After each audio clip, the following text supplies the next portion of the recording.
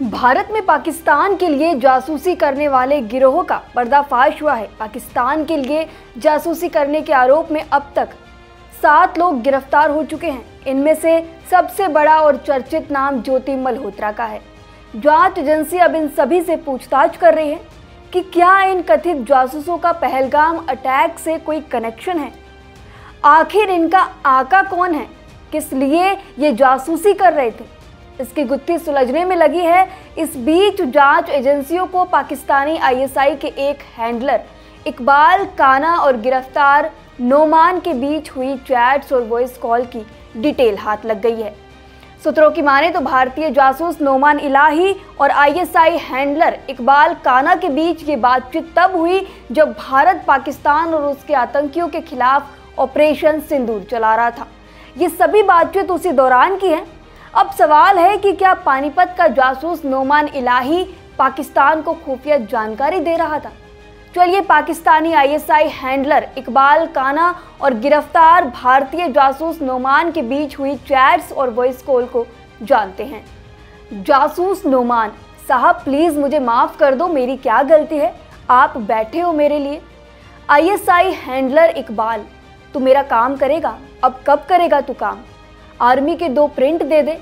जासूस नोमान, 2 दिन बस जनाब। आईएसआई हैंडलर इकबाल, कश्मीर जाओ और कैंट की फोटो लेकर आओ। जासूस नोमान, जी जनाब।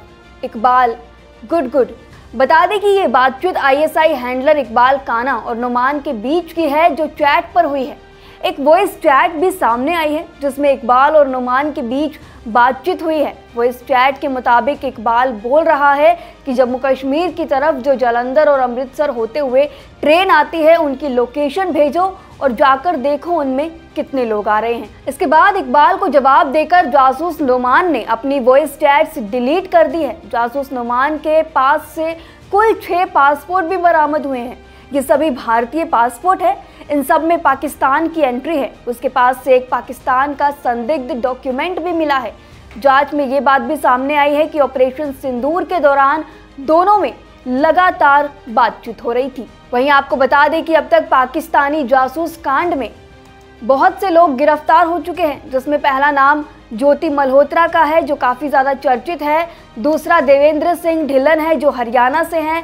उसके बाद नोमान, अरमान, तारिफ, गजवाला और यामिन, इसके साथ ही शहजाद नाम के भी एक शख्स को जासूसी के आरोप में गिरफ्तार किया गया है। वहीं रही बात हरियाणा की यूट्यूबर ज्योति मल्होत्रा की, तो उसका इंस्टाग्राम अकाउंट सस्पेंड कर दिया गया है। संभावना ये भी जताई जा रही है कि आगे आने वाले दिनों में ज्योति का यूट्यूब चैनल भी ब्लॉक किया जा सकता है।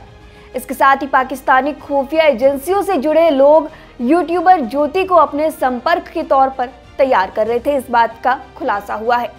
ज्योति मल्होत्रा पहलगाम में 22 अप्रैल को हुए आतंकवादी हमले के बाद भारत और पाकिस्तान के बीच 4 दिवसीय सैन्य संघर्ष के दौरान नई दिल्ली स्थित पाकिस्तान उच्चायोग में तैनात एक अफसर के संपर्क में थी। हिसार के एसपी शशांक कुमार सावन ने इसको लेकर कहा है कि ज्योति मल्होत्रा के पास सैन्य या रक्षा अभियानों से जुड़ी किसी भी जानकारी तक सीधी पहुंच नहीं थी जिसके बारे में कहा जा सके कि उसने वह शेयर की हो, लेकिन वह पाकिस्तानी खुफिया एजेंसियों से जुड़े लोगों के सीधा कांटेक्ट में थी। एसपी सावन ने हरियाणा के हिसार में मीडिया कर्मियों से ये भी कहा कि निश्चित रूप से पाकिस्तानी एजेंसियों के लोग ज्योति को संपर्क के रूप में तैयार कर रहे थे। वह यूट्यूब पर सक्रिय अन्य इन्फ्लुएंसर के संपर्क में थी, वे भी पाकिस्तानी खुफिया एजेंसियों से जुड़े व्यक्तियों के। पुलिस अधिकारियों ने यह भी कहा कि यह भी एक तरह का युद्ध है जिसमें पाकिस्तानी एजेंसियों के लोग इन्फ्लुएंसर को अपने हाथ जोड़कर अपने नरेटिव को आगे बढ़ाने की कोशिश करते हैं।